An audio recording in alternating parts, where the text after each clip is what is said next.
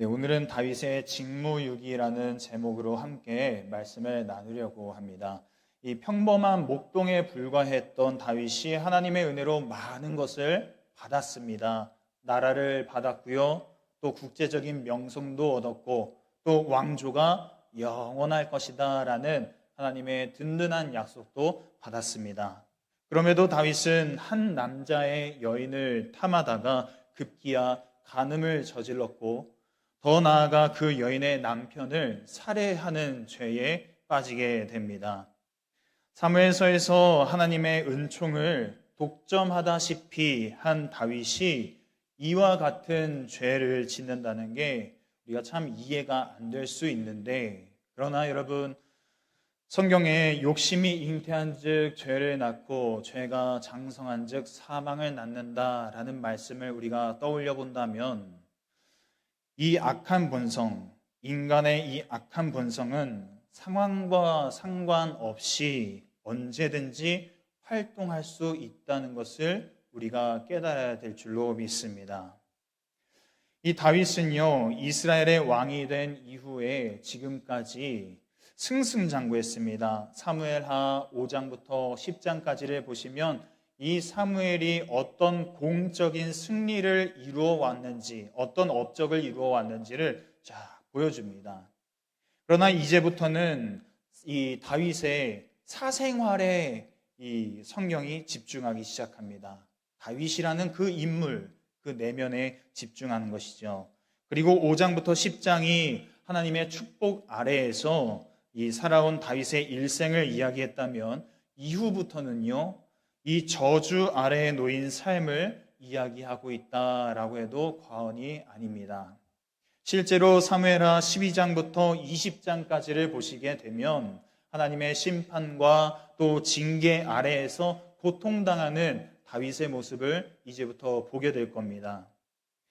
여러분, 먼저 1절을 같이 한번 다시 보도록 하겠습니다. 1절 말씀 같이 읽습니다. 그 해가 돌아와 왕들이 출전할 때가 되매 다윗이 요압과 그에게 있는 그의 부하들과 온 이스라엘 군대를 보내니 그들이 암몬 자손을 멸하고 랍바를 에워쌌고 다윗은 예루살렘에 그대로 있더라. 자, 여러분, 사절단 사건 기억나시죠? 사절단을 보냈는데 암몬의 왕이 그들을 아주 모욕을 줬었습니다. 그 일로 인해서 이 암몬 족속과 이스라엘 간에 전쟁이 일어났는데, 근데 이 전쟁이 마무리되지 않았던가 봐요. 마무리되지 않고 이 암몬과의 갈등이 1년 이상 계속 지속되어 왔던 겁니다. 그런데 이제 겨울비가 그치고 이 도로가 다시 단단해지면서 이제 봄이 다가왔습니다.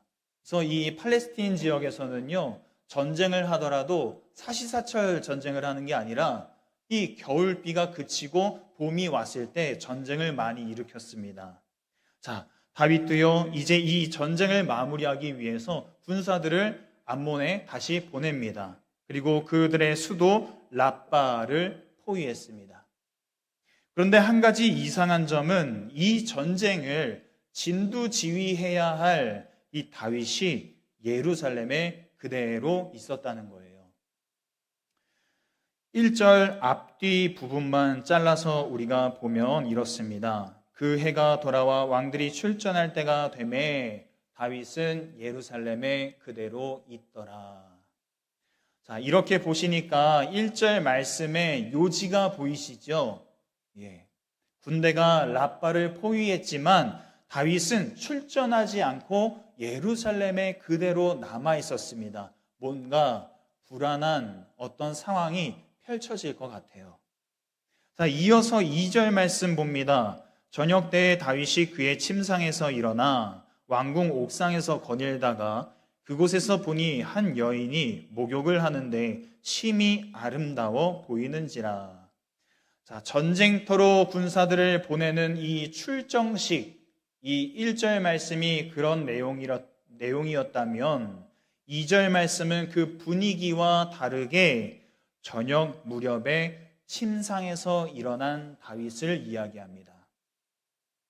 그런데 여러분, 이 시점을 히브리어 성경으로 보면요, 우리 성경에는 그냥 저녁 때라고 하지만 이 히브리어 성경에서는 그 저녁 때라고 합니다. 그 저녁 때. 그러니까 한정적인 어떤 시점을 이야기하고 있는 거예요. 그러면 그 저녁이 언제인가? 그 저녁이 부하들을 출전시킨 그날 저녁인지 아니면 랍바를 에워싼 그날 저녁인지 그것은 우리가 정확하게 알 수 없지만 어찌됐든지 간에 이러나 저러나 어찌됐든지 간에 중요한 순간을 앞두고 있다는 것은 변함이 없습니다. 중요한 순간을 앞둔 그날 저녁 다윗은 전쟁터가 아닌 왕궁 옥상을 산책하고 있었어요. 그리고 그곳에서 한 여인이 목욕하는 걸 봤습니다. 심히 아름다워 보였다. 왕궁 옥상과 그 여인의 집이 얼마나 멀리 떨어져 있는지, 얼마나 가까운지 우리는 알 수 없지만 여러분 한번 상식적으로 생각을 해보십시오. 지금 저녁에 다윗이 왕궁 옥상에서 봤는데 그 여인이 목욕하는 모습이 심히 아름다워 보였던 거예요. 정말 객관적으로 봤을 때 아름다워 보였을까요? 그렇지 않다는 거예요. 무슨 말이냐면 성경에서 지금 그 여인이 심히 아름다워 보였다라는 말은 여인에 대한 어떤 객관적인 묘사가 아니에요. 다윗의 눈에 비친 여인의 모습이 아름다웠다는 겁니다. 무료한 저녁 시간에 심히 아름다워 보이는 여인의 그 목욕하는 모습은 다윗 안에 있는 죄성을 끄집어냅니다. 3절 말씀입니다. 다윗이 사람을 보내 그 여인을 알아보게 하였더니 또 4절이죠. 다윗이 전령을 보내어 그 여자를 자기에게로 데려오게 하고 더불어 동침하매. 자, 여러분 계속해서 4절 말씀 좀 더 봅니다. 다윗이 전령을 보내어 그 여자를 자기에게로 데려오게 하고 그 여자가 그 부정함을 깨끗하게 하였으므로 더불어 동침하매 그 여자가 자기 집으로 돌아가니라. 여러분 레위기 15장 19절 이하의 말씀을 보시면요. 이 여인의 유출에 대한 정결법을 기록해 놨습니다. 이 정결법을 바탕으로 지금 읽은 4절 말씀에 그 여자가 그 부정함을 깨끗하게 하였으므로 라는 이 말씀을 우리가 해석해 본다면 밧세바가 목욕을 했던 이유는 그 시간에 다윗이 나와서 산책할 걸 알고서 유혹하려고 목욕을 했던 건 아니에요. 월경이 끝나자 정결법을 따라서 자기를 정결케 하기 위해 물로 몸을 씻고 있었던 겁니다. 우리가 그렇게 해석해 볼 수 있어요. 우리가 이 말씀 속에 생략되어 있는 상황을 조금만 우리가 상상해 본다면 아마 다윗이 밧세바를 불러다가 이런저런 얘기를 하면서 물어봤을 거예요. 이 시간에 왜 목욕을 하고 있었느냐? 밧세바가 머뭇머뭇거리다가 대답을 했겠죠. 제가 이러이러해서 이제 부정함을 씻기 위해 목욕을 했습니다. 자, 거기서 다윗이요 밧세바의 상태를 알게 된 겁니다.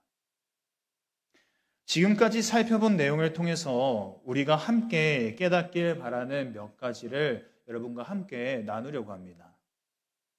첫 번째, 여러분 중요한 순간을 앞뒀을 때 딴짓하면 안 됩니다. 중요한 순간을 앞뒀을 때요 평소보다 더 깨어 있어야 됩니다. 내가 하고 싶은 대로 하면서 사는 사람을 뭐라고 부릅니까? 나는 자연인이다. 자연인이라고 말합니다. 내가 하고 싶은 대로 하면서 사는 사람 자연인이에요. 중요한 순간을 앞뒀을 때 우리는 자연인처럼 살아가서는 안 됩니다. 내가 누구인지 그리고 지금 이 순간 내가 무엇을 해야 하는지 영적 민감도를 확 끌어올려야 되는 것이죠. 그래서 여러분 이제 교회에서 큰 행사를 꼽으라고 한다면 수련회도 있고 단기 선교도 있고 교회적으로 준비하는 여러 가지 큰 일들이 있지 않습니까? 그런 일들을 앞두고 있을 때 우리가 무엇을 합니까? 금식 기도를 한다든지 특별 기도회를 한다든지 아니면 릴레이 기도를 한다든지 아니면은 평소에는 잘 나오지 못하는 금요 기도에 나와서 기도를 한다든지 그렇게 조금 더 내가 깨어 있고자 노력한다라는 거예요. 여러분, 중요한 순간에 다윗이 봐야 할 것은 보지 않고 보지 말아야 할 것을 본 장면, 한 여인이 목욕하는 그 장면을 봄으로써 죄를 지었듯이 우리는 중요한 순간을 앞두고 보지 말아야 할 것은 보지 말고 봐야 할 것은 보는 믿음의 결단이 필요합니다. 다윗이 말해야 할 건 말하지 않고 하지 말아야 할 그 말, 저 여인을 알아봐라, 저 여인을 내게 데려와라, 그 말을 함으로써 죄를 지었듯이요, 우리는 중요한 순간을 앞두고서 내가 평소에 어떤 말을 하는가, 내가 평소에 어떤 단어를 즐겨 사용하는가, 그것을 조금 더 점검해 볼 필요가 있습니다. 그래서 성경은 이렇게 말합니다. 에베소서 5장 4절 말씀, 우리 세 번역, 우리 화면 보시고 같이 한번 읽어보겠습니다. 함께 읽습니다. 더러운 말과 어리석은 말과 상스러운 농담은 여러분에게 어울리지 않습니다. 오히려 여러분은 감사에 찬 말을 하십시오. 자, 여러분, 예수님과 제자들을 통해서도요, 이 중요한 순간을 앞뒀을 때 딴짓하면 안 된다라는 것을 우리가 확실히 알 수 있습니다. 예수님께서 십자가 사역을 앞두고 계셨을 때 제자들의 발을 씻기면서 꼭 해야 할 일을 하셨고요. 서로 하나가 되라, 서로 사랑하라 그 말을 하시면서 십자가 사역을 앞두고 꼭 하셔야 될 말을 전하셨습니다. 땀방울이 핏방울 되도록 내 원대로 마시옵고 아버지의 원대로 되기를 원합니다. 기도하시면서 꼭 해야 할 기도를 하셨습니다. 그런데 제자들 보십시오. 제자들은 그 중요한 순간을 앞두고도 여전히 예수님의 옆자리는 누구의 자리인가? 그것을 놓고 다투지 않습니까? 중요한 순간을 앞두고도 잠에 빠져서 깨있지 못하지 않았습니까? 여러분, 그렇게 다툼과 잠에 빠져있던 제자들, 그 중요한 순간 십자가 사역이 다가오자 어떻게 합니까? 그 순간 뿔뿔이 흩어져 다 도망갑니다. 예수님을 모른다고 예수님을 저주하는, 3번이나 저주하는 그 지경에 이르게 됩니다.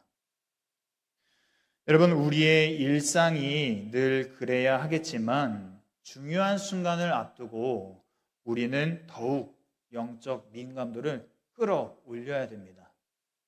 내가 하고 싶은 대로 하면서 사는 자연인이 아니라 예수를 따라가는 그리스도인이라는 그 정체성을 기억하고 그 그리스도인으로서 마땅히 해야 할 일, 할 말, 봐야 할 그것에 더욱 집중할 수 있기를 원합니다.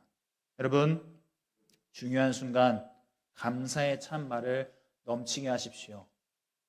중요한 순간 불평을 쏟아내고 중요한 순간 부정적인 말들을 계속해서 되새기고 중요한 순간 부정적인 생각에 사로잡혀 있는 그것을 주님이 원하시는 게 아니라 중요한 순간 더 말씀 보고 더 찬양하고 더 기도하고 더 감사에 찬 말을 하는 것, 그것을 주님이 원하시는 줄 여러분 믿으시기를 원합니다. 자, 두 번째입니다. 딴짓하는 순간 우리는 죄를 낳는데 최적화됩니다. 뭐 한다고요? 최적화. 앞에서 살펴봤던 것처럼 다윗이 저녁에 왕궁 옥상에서 여인이 목욕하는 것을 봤을 때요, 심히 아름다워 보였다는 건 객관적인 묘사가 아니라 다윗의 눈에 그렇게 묘사되었다, 비춰졌다라는 거 여러분 기억하시죠? 뭔가에 푹 빠져서 몰두하는 거, 그걸 여러분 속되게 말해서 뭐라고 얘기합니까? 무엇에 환장하다. 제가 이 환장이라는 말을 찾아봤어요. 국어 사전에 있는 말입니다. 이제 그 속되게 표현하는 말이기는 하지만 국어 사전에 있는 말인데 무엇에 환장하다, 돈에 환장하다, 뭐에 환장하다 그렇게 이야기하지 않습니까? 또 다른 표현으로는 눈이 돌아갔다, 눈 돌아갔다 그런 표현도 씁니다. 자, 다윗이요 지금 그런 상태였던 거예요. 다윗이 정욕에 푹 빠져 있으니까 눈이 돌아갔습니다.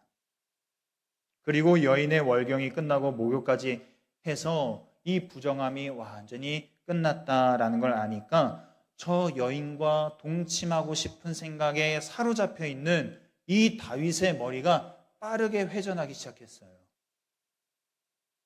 정결법에 걸리지도 않고 우리아는 지금 전쟁터 멀리 나가 있으니까 이 사실을 알 리가 없고 저녁이라서 보는 눈도 없고 왕궁 안에서 내 명령을 받은 몇 사람만 입단속시키면 되겠구나. 머리가 막 돌아가기 시작합니다. 여러분 다윗이 딴짓을 하니 그의 눈과 생각과 법에 대한 지식과 자기가 갖고 있는 그 권력을 죄났는데 최적화시킨 거예요. 여러분 우리도 딴짓하는 순간 우리의 눈과 생각과 가지고 있는 지식과 또 내가 가지고 있는 그 힘이 죄를 낳는데 최적화된다는 사실을 기억하시기 바랍니다. 여러분 그렇지 않습니까?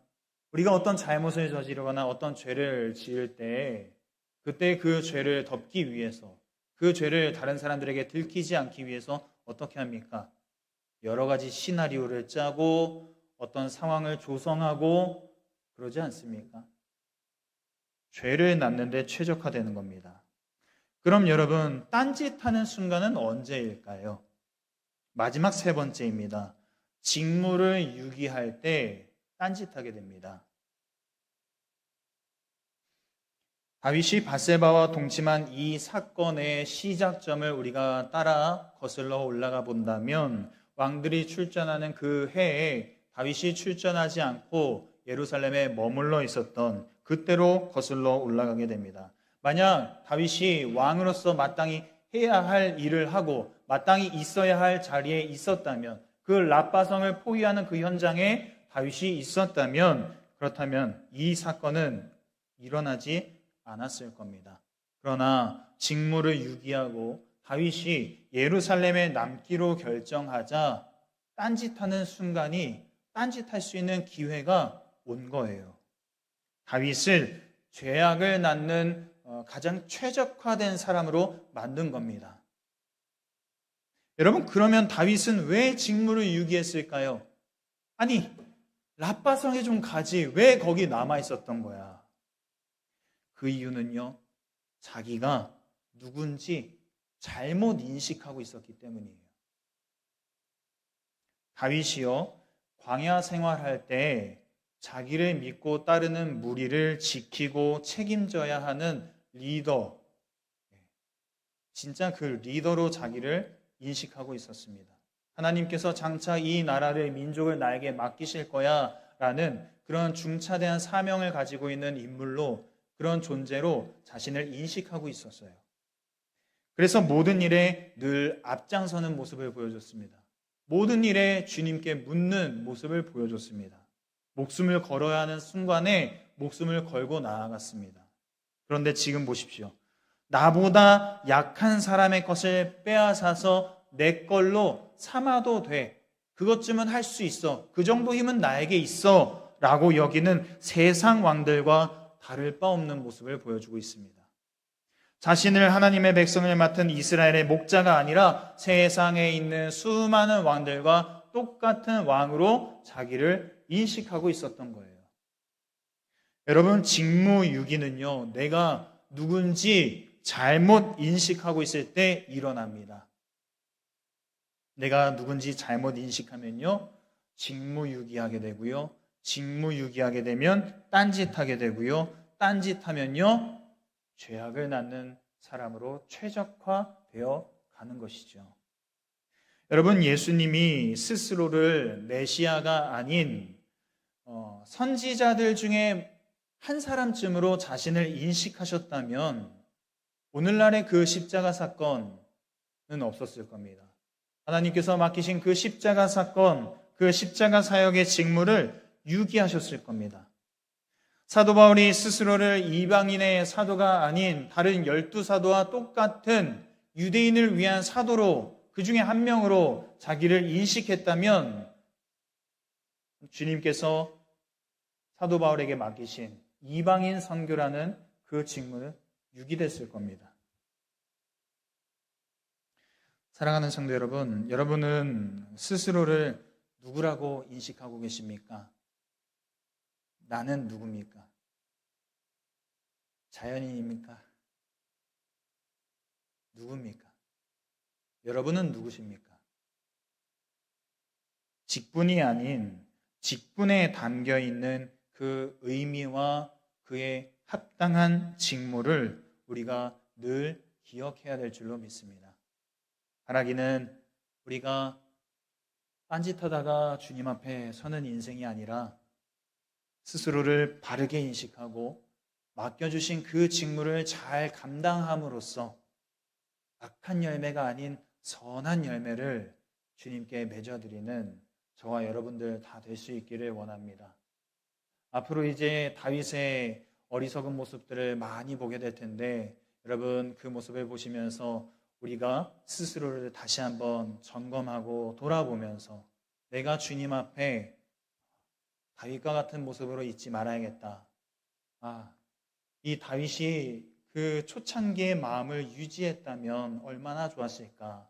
그런 심정으로 나도 주님 앞에 그 초심을 잃지 말아야지. 그렇게 결단하고 다짐하는 그런 시간들 계속해서 가질 수 있기를 원합니다. 함께 말씀 기억하면서 같이 기도하겠습니다.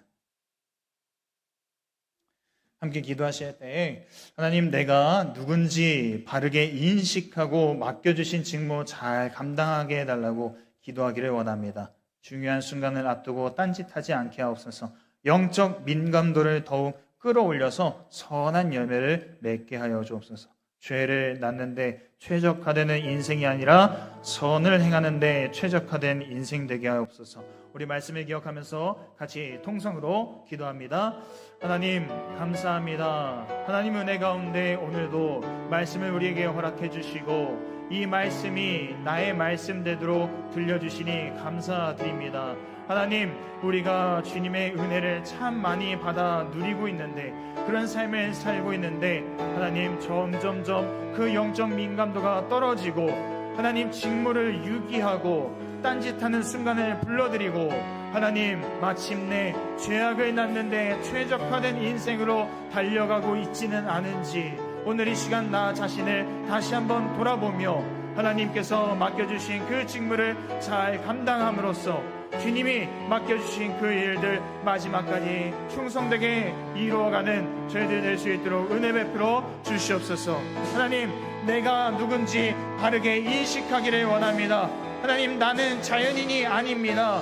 하나님, 나는 자연인으로 살아갈 수가 없습니다. 주님은 우리를 자연인으로 부르신 게 아니라 그 말씀에 따라가는, 예수를 따라가는 성도요 그리스도인으로 부르신 것을 다시 한번 깨닫게 하여 주시고 하나님, 그 십자가의 길, 그 생명의 길, 그 진리의 길에 따라가는 우리 모두가 될 수 있도록 은혜 베풀어 주시옵소서. 하나님, 우리가 혹여나 정말로 순간순간 이것을 잘못 인식하고 하나님 나 자신을 잘못 바라보고 인식하였어 죄를 짓는다 하더라도 하나님 그 죄에서 빨리 돌이킬 수 있도록 은혜 베풀어 주시옵소서. 하나님, 우리의 정체성을 빠르게 다시 제대로 인식할 수 있도록 도와주셔서 하나님 마지막 순간까지 우리에게 맡겨주신 그 직분, 그 맡겨주신 직무를 마지막까지 잘 감당하며 주님께 영광 올려드리는 저희 모두가 될 수 있도록 은혜 베풀어 주시옵소서. 하나님, 중요한 순간을 앞두고 딴짓하지 않기를 원합니다. 하나님, 중요한 순간을 앞두고 더욱더 말씀을 보게 하시고 더욱더 기도하게 하시고 더욱더 찬양하게 하시고 더욱더 우리의 입술에 솟는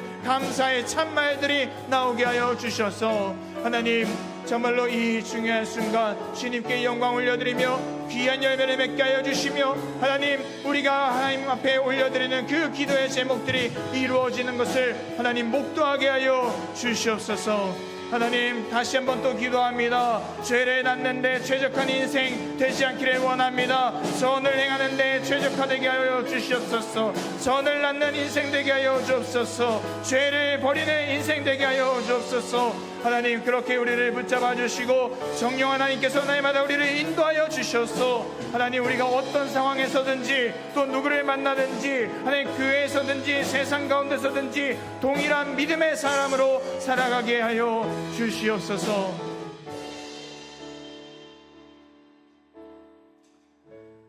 하나님 감사드립니다. 오늘 우리가 읽은 이 본문의 말씀은 참으로 안타까운 말씀이 아닐 수 없습니다.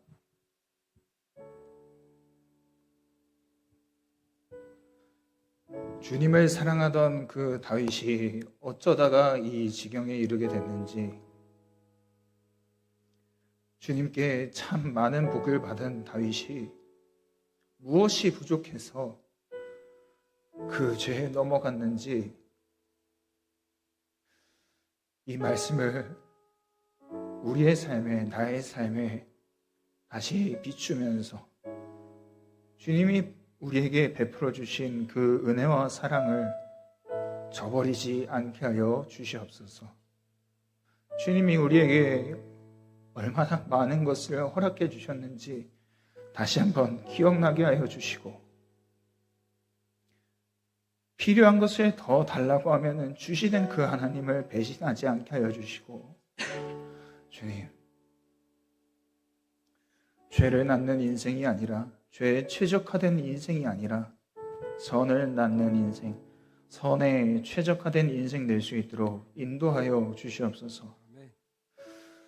중요한 순간을 앞두고 딴짓하는 인생이 아니라 중요한 순간을 앞두고 더욱더 말씀에, 더욱더 기도와 찬양에, 더욱더 감사의 참 말에 집중하게 하여 주시고, 우리의 영적 민감도를 더욱더 끌어올려서 주님과 동행하는 순간들이 될 수 있도록 인도하여 주옵소서. 그래서 우리의 삶 가운데 역사하시고 일하시는 하나님을 마침내 발견하고 경험하며 목도하는 저희들 될 수 있도록 은혜 베풀어 주시옵소서. 그렇게 우리가 다시 한번 결단하며 나아갑니다.